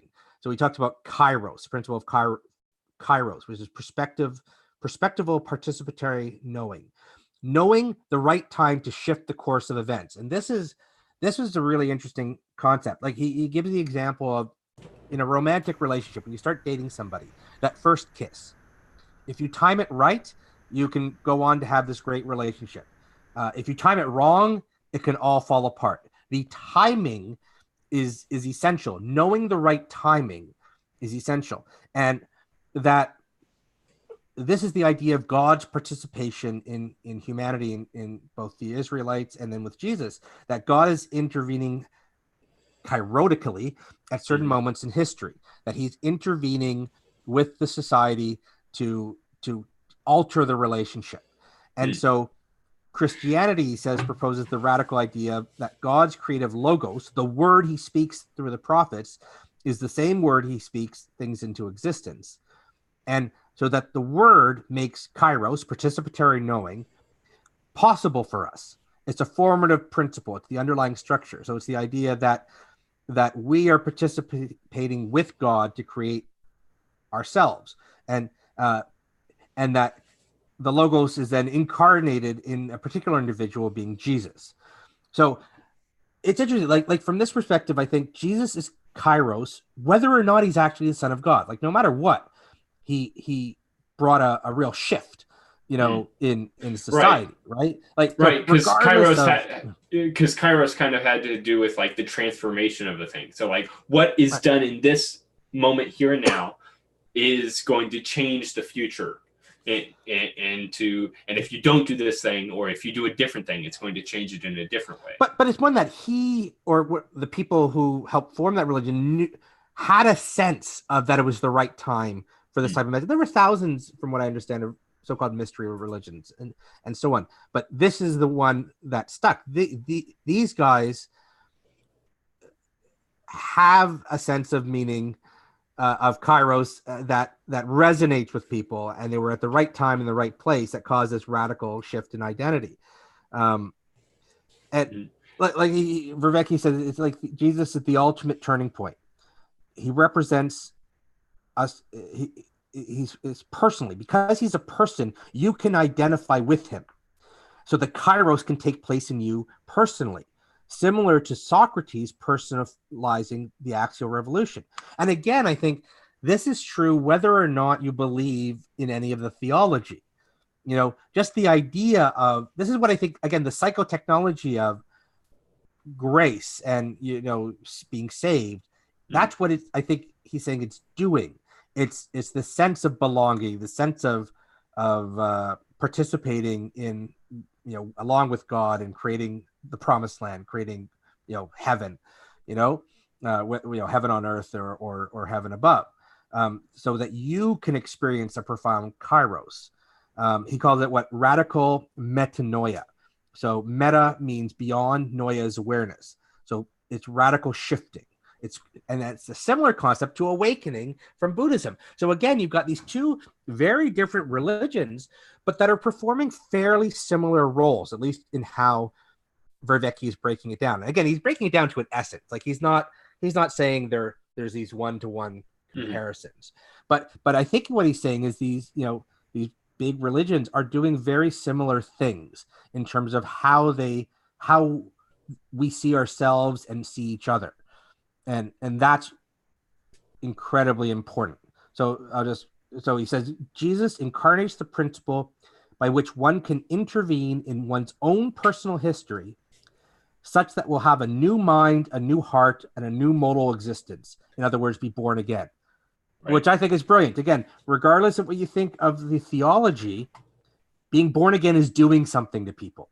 Right. And I think there are other ways to do that too. But I think we're, as non-believers, from what I've said, like I'm a non-believer, but we're too quick to dismiss it just as being not proven. That I think it's important to recognize that it is doing things for people. Yeah, sorry, you can like, even as a non-believer, you can think of it as like a placebo effect. Like because these things are taking place, there is actual consequences that would not have been there had they not actually taken place. There is an actual sort of metanoia taking, like a shift in perspective that does happen to people. Like there's a story of, I think it's Corrie ten Boom. It was some Chinese woman that had her sister killed by like the guards, and then she became a Christian. And then, like, 10 or so years later, I think she had met, or she saw the guard that murdered her sister there in the church, and like she didn't know how to respond, because like this was a man that kind of like changed her entire life and ruined it and took away her sister from her. But she was able to kind of go through this sense of like radical forgiveness for the guy, and like hug him and help him go, like, get out of this position of guilt that he was in from having killed her sister and all the other things that he did during that time. And it's like, you can't just dismiss these types of things, because like from within her, I guess, psychotechnology of Christianity or worldview that she has, that was what enabled this radical act of forgiveness to take place, that I'm not so sure you see in a lot of other different worldviews that you might have. Like Epicureanism or even Stoicism or Aristotelianism, there's a higher sense the Stoicism, for justice. But I think Vervaeke's point is you probably can, if you're doing things like, if that's a beneficial thing, I think you can get there in other ways. And I think that's his sort of point, that if let's do the exercise here of separating the event from the meaning. Let's separate the theology from what it does. That, okay, we have the theology that helped her come to a realization that changed her relationship, her agent arena relationship with this man in a positive way that benefited her well-being. But to say, and one reason I think Christianity, I think in your point, we could say Christianity is very effective at that. That's not to say there aren't other systems that could also achieve a certain similar type of result. I think that's Vervaeke's point, that we, I guess to our peril, it doesn't say it this way, to our peril just dismiss religion on the basis of it, quote unquote, not being true, if we don't pay attention to what it's doing, and that we need to understand what it's doing, and realize that that those benefits are important. And I think his goal is to try to find secular ways of getting similar. And that's something like, once we have like alternate options that kind of follow through with that same kind of result, like that's the thing, like there's kind of a loose correlation, I think, between the wealth of a nation and their loss of religiosity. And so like there's kind of an argument that can be made that when a people are less reliant upon belief in an afterlife, or like when they're less existentially under threat from their environment, they lose kind of their need for religion. And like you can see that, okay, that's a alternative method to what religions provided for them in that system. And once we have these alternate options, we can kind of compare them against each other to see like, okay, what are they more effective at doing? So like having, say, a secular worldview is more effective at building up technologies and I don't know, using science and the having mode, right? Yeah, more women's liberation, different things like that. That we like. What is it? Affordances. That's the term that Vervaeke uses. We have greater these types of affordances within, say, a secular worldview. And then, like within Christianity, maybe there are other areas in which it is more capable or has other affordances that it can get through, like childbirth rates and maybe easier forgiveness and easier way in which to bring in opposing parties into their worldview. Because like within communism, if you're born from a kulak, then kulak, I think is the term. Gulag. Well, there's the gulag. Is that something different? There's kulak, which I think is like the rich people, or like born from landowners, I think is the term. So like if you're a landowner, then you get killed with the rest of the 1%. There's certain worldviews or philosophies that are less receptive to bringing in the previously unpersoned into their personhood, and that's kind of his ending point that he'll likely go into more so the next lecture. To figure out this stuff, we have to go through this exercise that he talks about, which is separating the event from the meaning. Like, what is it that we value in this? What is it that we don't value? Like you're right. I think secularism has done a lot of things very good. One thing we have to recognize, I think secularism has not done great, is this meaning, the sense of meaning and belonging and modal confusion, which is again his whole point, which is to say that it doesn't have to be that way. But we have to recognize, and I think we do it to our detriment, to not, especially as non-believers, from which is my perspective, which is we should recognize that secularism hasn't done a great job to date with this, but that doesn't mean it can't. And to me, if we can develop these secular techniques to have a similar result, at least from my perspective. Now, I'm not bringing in the whole afterlife and all that, but I think, for example, Christians and theists and non-theists would get along better if Mhm. they could see each other as having similar interests in this meaning and this modal confusion and resolving it, that we're all looking for that. Yeah. And I think that could help us get along and accept one another, to saying, hey, you have a different point of view, but I get that this is what your religion does for you. And here is my way of achieving that. And if I don't have a way of achieving that, you know what? Maybe I should. And I think that's Vervaeke's point too. Maybe like there's a benefit. Like he said, he's had a taste of it. So you could say in another way, he's had a taste of salvation, right? Like that's what he says at the end of this episode, that he's had a taste of this enlightenment type of feeling. I don't think he says he has all of it, but he's had a taste of it. And Christians, I've heard say similar things from their perspective. And to me, if that makes them happy and have not just happy, but have a sense of well-being, that's good. Mm-hmm. You know, we can look but then we also have to look at the bad things. We can say secularism and religion have done a lot of bad things, and we have to take those into account too. And again, we have to separate the event from the meaning. And if we're doing that across the board, I think Vervaeke doesn't talk about this, but I think we will get along a whole lot better. We would accept each other a whole lot better if we did this exercise he's talking about in this, and if we apply it even to religion and philosophy and all of that. What is it we care about? Like, what is it that's important in this? What is it doing for us good, and what is it doing for us bad? It's really interesting. One of the, I don't know, I guess worries I suppose I have with the practice of like separating out the event from our judgments for the event is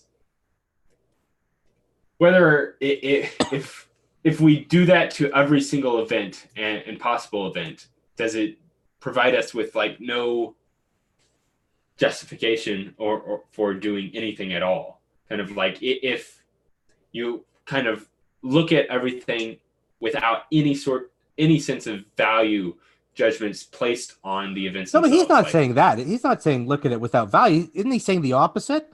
Separate the event from the meaning. He's not saying separate the event from a judgment. Separate the event from the meaning that it gives you.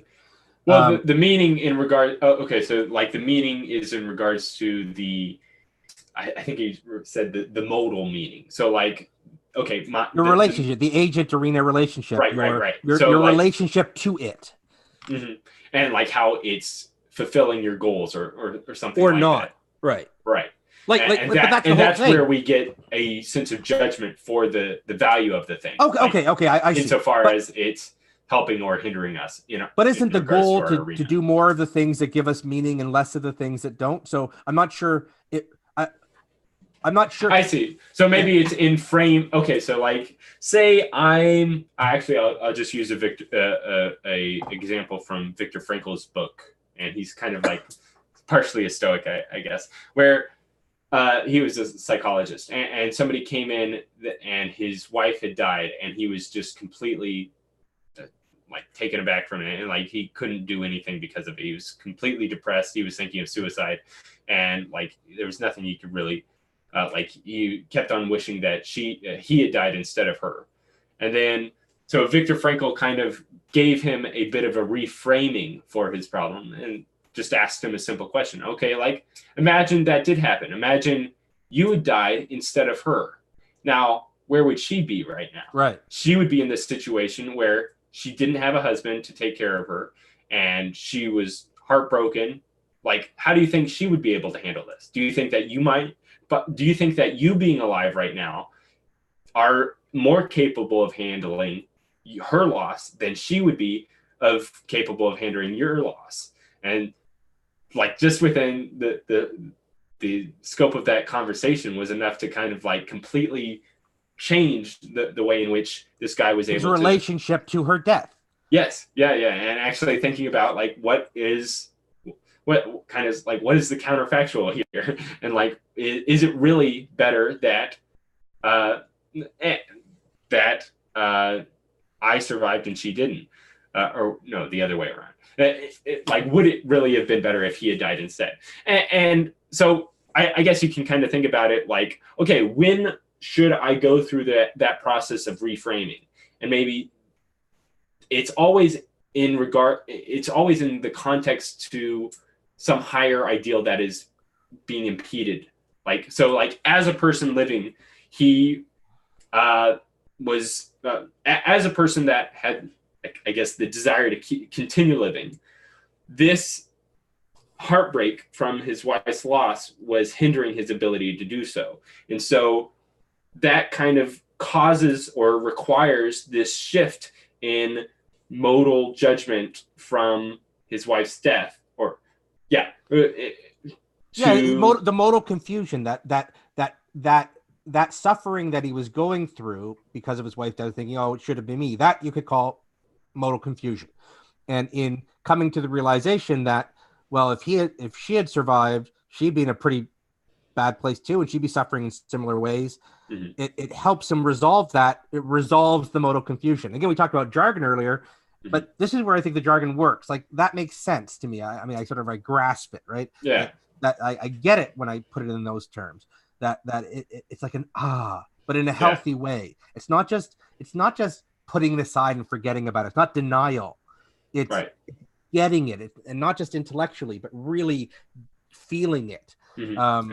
It was interesting. Like he talks about love, that love we mistake, and I've made this mistake too. And I think what he said is really, really apt. Where he said love is not an emotion. It's an agent arena relationship. And I think that produces a whole host of emotions, depending on, it can produce really good feelings. It can produce really bad feelings. When you don't see the person, you can feel bad. When you see them, you feel really good. There can be jealousy. There's all sorts of happiness, sadness, anger. Mm-hmm. There's all sorts of relationships associated with love. So it's that again, it's our love is our relationship vis-a-vis another person, and again he talks about agape versus he says philia. I think it's I have written down here, love is not an emotion, it is a modal way of being. So it certain like comes with emotions, but but they're almost like kind of secondary to how you're actually doing it. And I've heard Thomas Aquinas, his like definition of love was to will the good for the other. And that's kind of been a commonly accepted, at least within Catholicism, understanding of love.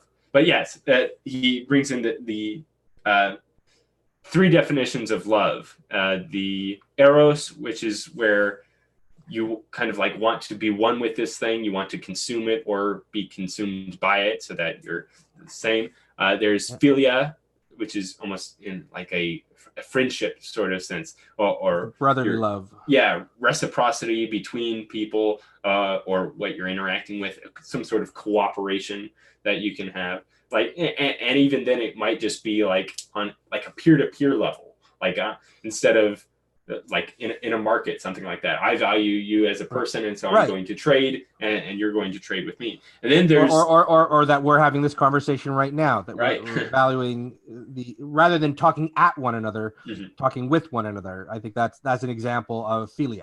Mm-hmm. And then he brings in agape, which he didn't mention it, but he was referencing the book of John especially, and at the end of the book of John, Jesus is speaking to Peter and asks him, Peter, do you love me? And he's using these different words to see if Peter says yes or no. Jesus is asking, do you agape me? And Peter is responding with, yes, I philia you. And he's saying kind of the love from the other way. And I think he uses another word. I'm not sure if it's eros or not, because but until I think at like the third time, Peter does say, yes, I agape you. And then Jesus says to him, feed my sheep. But yeah, his definition of agape was quite interesting. And I kind of want to look into it further, just so I don't know, maybe get I've been chatting with Escaping Atheism a bit, or trying to get into chatting, mm-hmm. and he's been on a big agape kick, so I've been looking into it and reading, 1 Corinthians 13, mm-hmm. Looking, it's interesting. Like Vervaeke describes it as the love of a parent for a child. Right. So it's not that you want to have you don't want to become one with your child. That's like, ooh, like, Mhm. you don't want to, you don't, it's not a brotherly, a friendship relationship. You're I'm, not getting anything out of I'm it. Yeah. well, no, it's not like I have elements where, I'm playing with my kids, but, Mm. I'm not, I wouldn't say I'm their friend. Right. I'm their parent. But I do want what's best for them. It's not that Mhm. it's not that one is better or worse than the other. It's that these three different types of love have their place, Mhm. and they have, it would be, they all play a role. Um, but Right. and and I think, this is what I wanted to get in with escaping atheism, but he wasn't really looking to. It was hard to get in the conversation, but I think that, atheists don't do themselves any favors, a lot of non-believers, by being, quite rude often in how they sort of attack religion. But it can come across, and is often, I think, perceived by a lot of theists as just mean-spirited, and just nefarious and wanting something bad. But there's an agape aspect to it. Even though their language is rude and I think ineffective, these are people who do see a harm from these religions that they're opposing. And in wanting to break somebody free of that harm, they are looking out for their well-being, whether whether justly or not. I think these aggressive atheists, have an element of, I'm looking out for you. I think they're often doing it in a way that's counterproductive to their goals, but that doesn't mean that's not their goal. And I think there's a big part of it that's there. Not for everybody, but with certain people, that they just feel so strongly when you have people, saying negative things about the Catholic Church because of whatever sexual assault and all that. These are people who really are angry at the Catholic Church for doing stuff, and really feel that they that it's a bad institution. And I can get from the perspective of a Catholic who would take great offense to it. I get that. But I think we have to be very careful to not equate that with they're bad on the other side. That that that the Catholics, I can imagine, are torn up over the sexual assaults that have happened in the Catholic Mhm. Church. I mean, I can't imagine most of them approve of it, and it must be so difficult. And we all have these self-defense, and we become the us versus them, aggressive against the other. But and and and the atheists who, even the people, who are sort of trying to convert and whatnot. I mean, if I truly believe that's how you will have eternal happiness, I mean, how could I not want to try to convert people? But a lot of the atheists will just feel oppressed, and that they're just trying to control me, and they are. But again, they're trying to do good. So each side, I think, is trying to do good, but they're often doing it in a way that's not productive, and are often talking past one another. So they each think the other is the nefarious one, or in bad faith, or playing games, or whatnot. And with, I think, a shift in this modal agency, agent arena, Mhm. putting ourselves in the other person's shoes, we can see that there's a lot more agape going on than I think a lot of people realize. I think most people do want what's good for others, as a general rule. I mean, not Yeah. everyone, but Yeah. And maybe it's just like by having that forefront in their mind makes it easier to, I don't know if it makes it easier or not, but at least having it forefront in your mind maybe makes it more at hand to act with agape towards the other person. Like, I thinking about, like, okay, what would be good for this person? What would they want to, what are they trying to get at? And what can I do to kind of help them get at that? And then doing so with that, uh, well, thinking about it that but way. this is the problem, though. I think to really do agape properly, you need to couple it with philia, because if I think, and First Corinthians 13, I think, is sort of in this, and I think this is what a lot of the Christians see. I know it's good for you to try to convert you, because that's to be good for you. But if you're Mhm. not also in a brotherly way, in a reciprocal way, cooperative way, trying to understand the other person, you're Right. never going to get through to each other.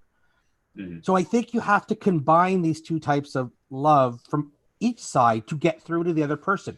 If I just think, I think as a non-believer, religion is bad, and I'm going to do whatever I can to shit on religion and try to get you to deconvert, I'm never going to get through to the vast majority of theists because it's so important to them.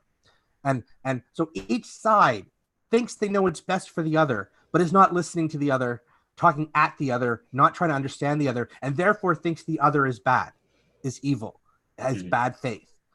They each see the other very similarly. So without philia, I don't think agape, I think you have a lot of trouble with agape of actually getting through to another person. Yeah, that's a good point. Like, if I just think that I have a better understanding of what would be best for you than you yourself do, then I'm going to be doing things for you that might actually be counterintuitive to both yours and my own goals.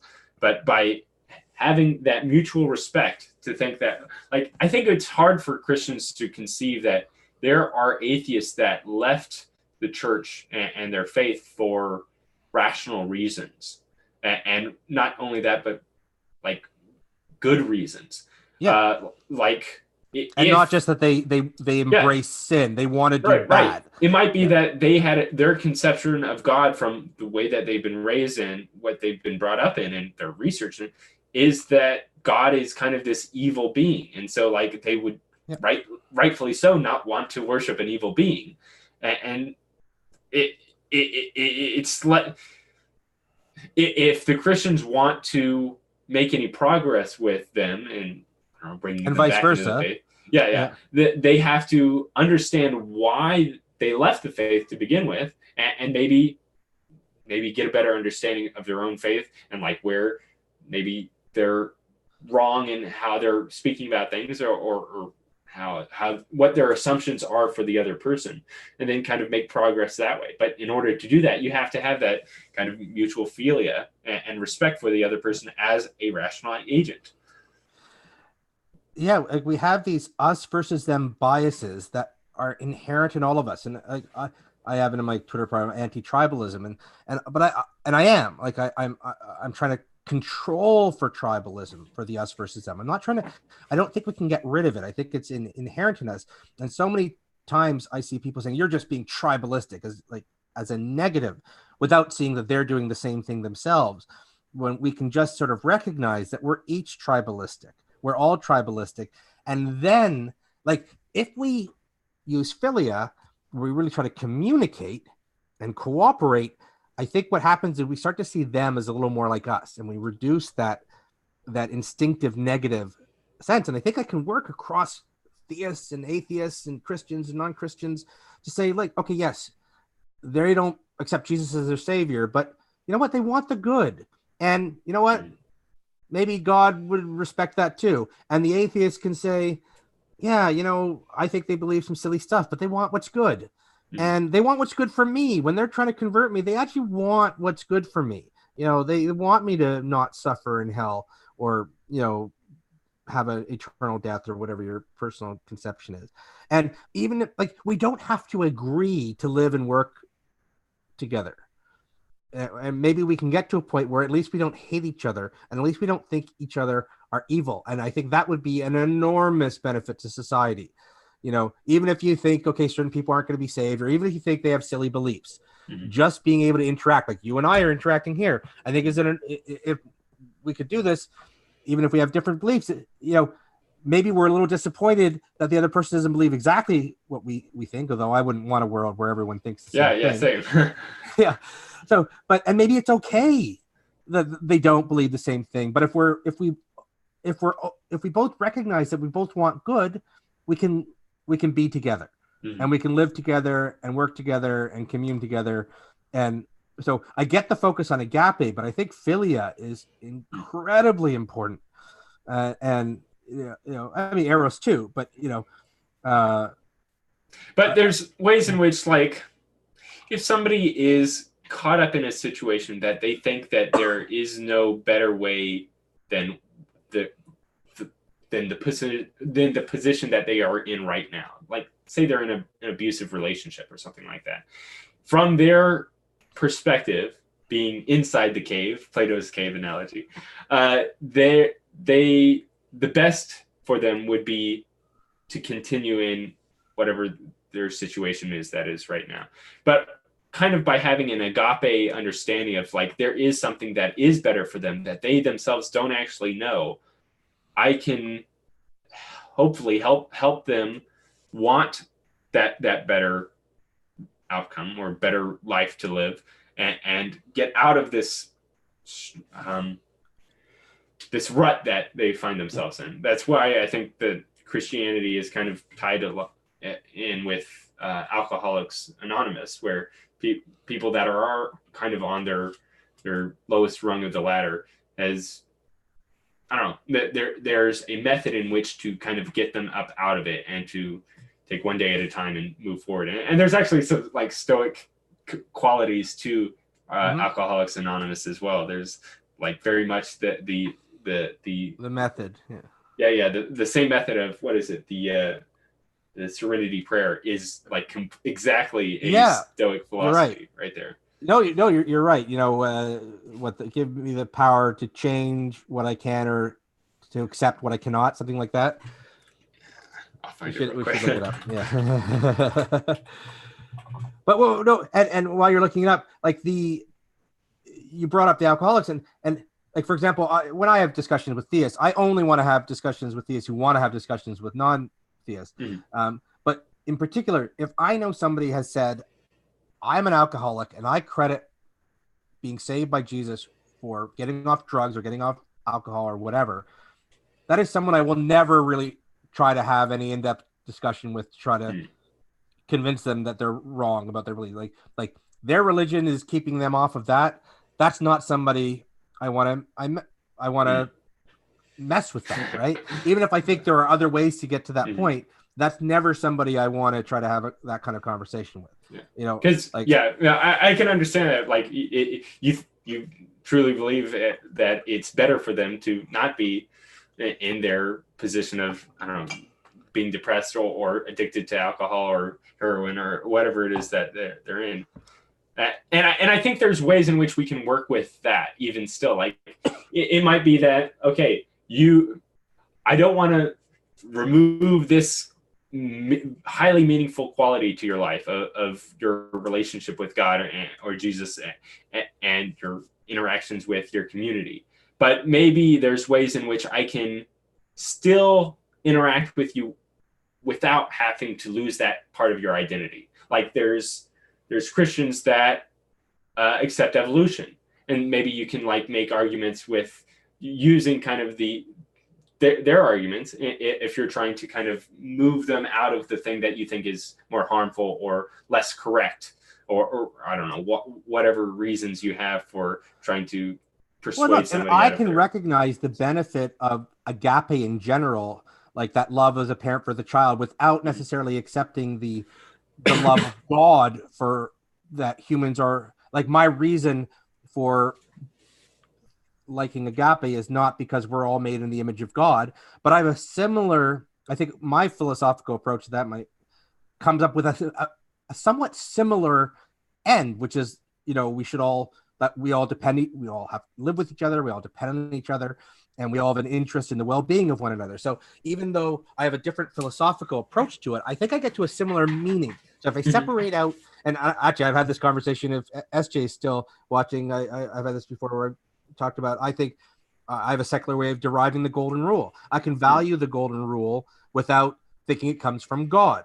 That, you know, the golden rule has value beyond just the theoretical. So we separate out the event, so the theoretical justification for it, either mine or yours or SJ's, and we look at the result, which is we should treat each other as we want to be treated, or we should treat each other with respect, and we should, you know, for me to achieve my goals, I have to let other people achieve their goals, and we have to work together. It's a similar result. That's the meaning. That's the commonality that we have with radically different philosophies. We can get to a very similar point.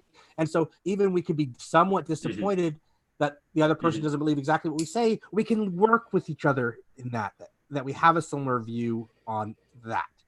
Right. And that's the Stoic approach that he's talking and what you had mentioned and what you had mentioned earlier about tribalism and kind of like working against our natural inclinations towards tribalism. There's some method that I had heard. I can't recall exactly who I heard it from, but it was like, okay, so take political tribalism that you have, like conservative versus liberal. Rather than when referring to the opposing party, you don't refer to them simply as liberal or conservative. You prime it, or not prime it, but you label you use the label of American liberal or American conservative, so that there is at least this and us. Yeah. Right. Exactly. There's this connecting factor where we're both living in America, and so we both have the like want what's best for the people here living in America, and like what our name as Americans are. We want America to kind of look good, and so there's that, and it's just a simple kind of rephrasing, but I think it is quite. I don't know how effective but it's similar. Be, like to something. think that, like, okay, conservatives who don't want universal health care don't want it, not because they want people to not have health care. It's that they think there's a better way to get everybody having good health care. Right. And someone who wants universal health care doesn't want it because they want the government to control their lives, and they want everybody to have this health care. Both have a similar goal. They just have different methods. And even we can disagree on what the best method is, while recognizing that both sides want a similar result, which is everybody having good health care. Like, but we make the mistake of saying, the conservative saying, we make the mistake of thinking, the liberal will think the conservative is just mean-spirited and wants the poor to die, and the conservative will think the leftist wants, Soviet Russia and, to be taken over. And even with Soviet Russia, I mean, again, I think they failed miserably, but they probably did have some good intentions at first. Right. They just did a very bad job of it. But it doesn't excuse it. It's not, these aren't excuses. Yeah. It's just that it's one step closer in understanding one another, intention. If we know we have similar intentions and similar goodwill, even if we do it in ways that result even sometimes in atrocities. It's not to forgive the atrocities, but we can see that the other person isn't quite as like just evil as we think, and are more like us, and they see us as we see them. And this is just what I keep on coming back to. We so often in these discussions, regardless of which us versus them dynamic, each side sees the other very similarly. They almost sometimes identically, like bad faith in almost exactly the same ways. Each thinks the other's playing games. Grifters, grifters. Everyone's a grifter. Everyone's selling out. Everyone's a shill. Everyone's this or everyone's that. And really, I think we all have far more in common than we have differences. We just talk different languages, and we have these biases that put a filter on it that we just can't see it. And what he's talked about in this episode, I think, is a huge way. Just if we were to just stop and separate the event, what they actually believe, from the meaning, what it means to them, what they want to get out of it, I mean, it would be huge, I think, if we actually did this, not just in terms of, just in terms of our general everyday discussions, especially here on our political, religious discussions on Twitter. Yeah.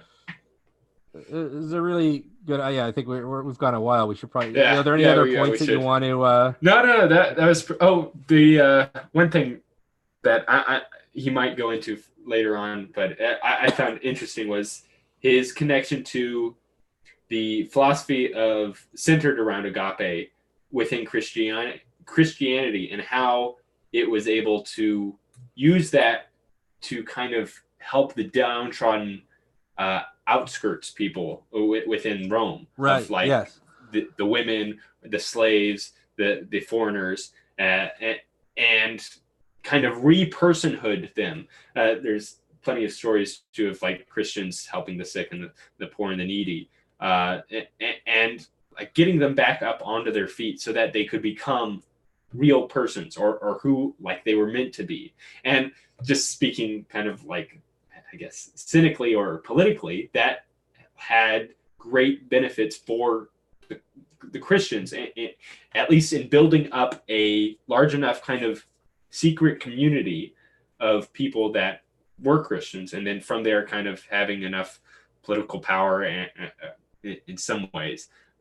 There's still a lot of atrocities committed to the Christians during the Roman Empire, but there's at least it was this slow kind of building up closer towards the city of God or the promised land, or however you want to say it. And which is why I think Christianity has had such a big effect, because it's very successful. I mean, what we really have to think about is the major religions of the world are a small proportion of the religions that have existed, and I think the religions that have done the best job of things of similar to what you just talked about are the ones that survive. So Judaism, Christianity, Islam, Buddhism, Hinduism, like these religions have done the best job of all the thousands and thousands of religions that have come to pass. These religions are all doing very similar things, and good at like adapting to their environments in some ways, or having the capabilities of being applicable to many differing types of environments. Like that's a weird thing that like even in Africa you can have missionaries and they'll like leave Bibles with the people and then come back like a couple months later and they're all Christians there. There's a language that's within kind of Christianity or in the broader scope of it that is resonating with people, and it helps people, and that doesn't mean it resonates with everybody, and like sure. like and there may be other ways. That's part of the meaning crisis right now is the fact that it doesn't resonate with a lot of people. It's kind of lost, right? Except that they haven't replaced it with anything, and that's again, I think Vervaeke's point, which is, and I'm a strong believer. It's why I'm not an anti-theist. I think if we replace religion, we better damn well have something to step in for the good things that religion has done and the important things that religion has done. And I don't think religion's ever going to go away, but what I'm hoping is that we can just find better ways to live with one another and not just hate each other because we have different beliefs. Yes. And, I mean, this was that would be nice. Crazy, like I'm definitely becoming more and more sold on the Stoics. Like you think of that word, it has a negative rap of the stern faced person, which is not me. But I'm really liking what I'm hearing from them, and it makes me want to learn more about what these guys have set out. And now I understand more why there are these Stoics today who are like really sold on it, and it makes me want to look into that more. But again, take the good, reject the bad, take the useful, reject the unuseful. Probably not a word. And that's what I kind of love about Stoicism is it's very much centered around practicality. Like it's based around methods. Like these are the things that we do that have kind of give us the ways in which we deal with the problems that we face. Like everybody faces problems during their life. This is the ways in which we can kind of deal with them and accept them. And maybe we can, like, even with religion, we can have the good parts that make us treat everybody nicely, and maybe reduce the parts that lead to atrocities and hating each other and all that. That would be a really good result. and again, you can only do that by, again, sort of separating out the event from the meaning. It's brilliant. I mean, I thought this episode was brilliant in terms of, putting this package together. It really hit home. And I think it really opened up, at least for me, some language to use in what religions I think do really well. And I think he has just, my notes just put brilliant, just his way of just succinctly, packaging up. And role. Especially hammering home kind of that central kind of idea of the Stoics that he's using in this, of that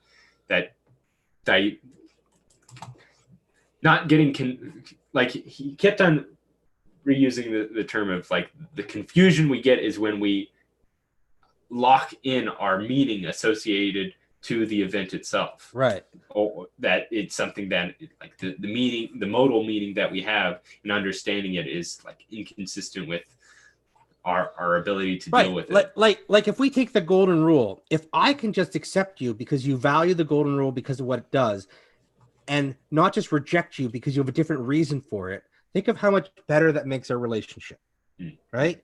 You know, that I can now work with you and commune with you, and we can mutually benefit each other, versus me just saying, well, you have the wrong theoretical point of view, therefore I don't want anything to do with you because being wrong is dangerous, and I can't face it, you know, or, you know, I think you're going to go to hell and I don't want to, and I can't face that, or, you know, or I just think you're evil because you have a different point of view. Like, if we can get past that and think we both kind of have the same meaning, Yeah.